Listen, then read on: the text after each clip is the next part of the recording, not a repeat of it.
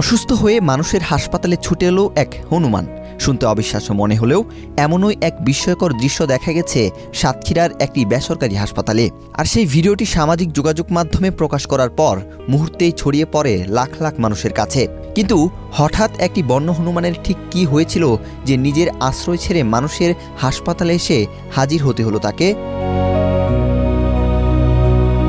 অসুস্থ হলে আমরা সাধারণত ছুটে যাই হাসপাতালে, চিকিৎসকের কাছে গিয়ে বলি কোথায় ব্যথা, কি সমস্যা, কতটা কষ্ট হচ্ছে। কিন্তু কখনো কি দেখেছেন কোনো বন্যপ্রাণী নিজেই চিকিৎসার আশায় হাসপাতালে এসে হাজির হয়েছে? রূপায়ণ lake castle, welcome to the land of piece. কথা বলতে পারে না, নিজের কষ্টের কথা মানুষকে বোঝাতে পারে না, অথচ আহত ও অসুস্থ একটি হনুমান যেন সবকিছু বুঝেই মানুষের কাছে সাহায্য চাইতে চলে এলো একটি মেডিকেল সেন্টারে। কখনো রোগীদের বসার জায়গায় গিয়ে বসছে, আবার কখনো মেঝেতে শুয়ে পড়ছে। তার চোখ, মুখ আর অসহায় ভঙ্গি দেখে মনে হচ্ছিল যেন অপেক্ষা করছে কেউ একজন এসে তার কষ্টটা বুঝবে, একটু চিকিৎসার ব্যবস্থা করবে। সাধারণ রোগীদের বসার জন্য রাখা সারি সারি বেঞ্চের এক কোণে মাথা নিচু করে বসেছিল হনুমানটি। কিছুক্ষণ নিশ্চুপ হয়ে বসে থাকছে, আবার কখনো যেন অস্বস্তি ও কষ্টে হাসপাতালের ফ্লোরে শুয়ে পড়ছে। একটি বন্যপ্রাণী হাসপাতালের ভেতরে ঢুকে পড়ার খবর ছড়িয়ে পড়তেই সেখানে ভিড় করেন রোগী ও উৎসুক মানুষজন। কেউ মোবাইল ফোনে ছবি তুলছেন, কেউ ভিডিও করছিলেন, আবার কেউ মমতা নিয়ে অসহায় প্রাণীটির দিকে খাবার এগিয়ে দিচ্ছিলেন। কিন্তু সবার মনেই তখন একটাই প্রশ্ন, কি হয়েছিল এই হনুমানটির? কেনই বা সে জঙ্গলের পথ ছেড়ে মানুষের ভিড়ের মধ্যে এসে হাসপাতালকে বেছে নিল?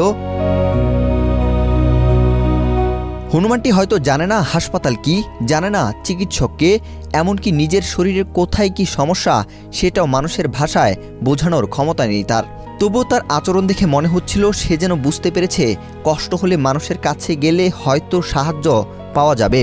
আর সেই বিশ্বাস থেকে কিনা মানুষের হাসপাতালের দরজায় এসে হাজির এই বন্যপ্রাণী।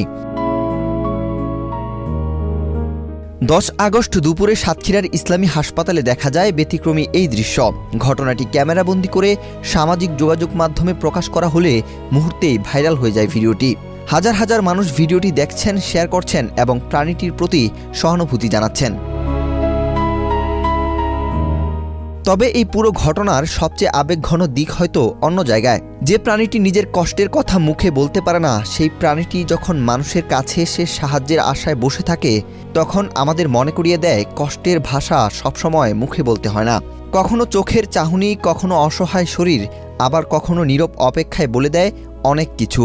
সাতক্ষীরার ইসলামী হাসপাতালে আসা এই হনুমানটিও যেন তার নীরব উপস্থিতির মধ্য দিয়ে সেই বার্তাটি দিয়ে গেল। ওয়াহিদ হোসাইন জিহাদ, বাংলাদেশ প্রতিদিন।